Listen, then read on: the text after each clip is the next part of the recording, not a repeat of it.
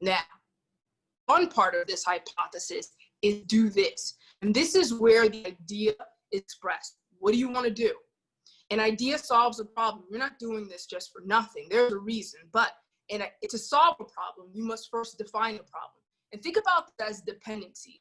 And when you think about it that way, you can ensure that you are introducing ideas that people need. Now,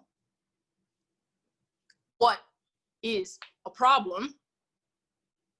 Let's just be fundamental about this. A problem is simply defined as something that is difficult to achieve or accomplish. That means there is a barrier to accomplishing this goal. There is something that they are attempting to do and that they are prevented from doing because of some barrier. These are constraints. And when you think about problems as constraints, it allows us to get to the real meaning of things.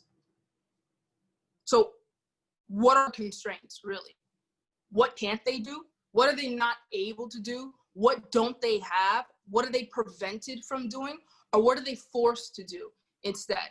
Putting that together with the who and the barrier, the reason why they can't, and we have a very simple formula. Who plus constraint plus that insight is a problem definition statement. Now we know exactly what who can't do and why.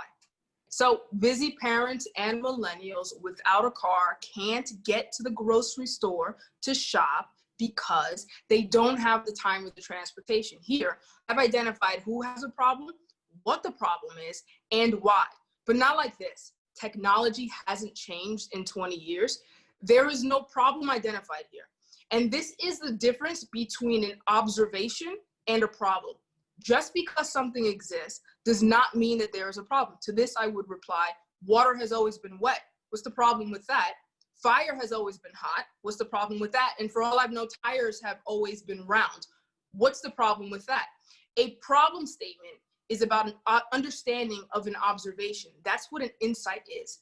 And not properly defining a problem leaves you vulnerable to devising solutions to non-problems. And this is how no product market fit occurs. So go deeper and identify the constraint and the reason why the constraint exists. Do this for clarity and don't leave it to people to infer that there is or what the problem could be. So that's a superpower, properly defining a problem. Now, what do we do next?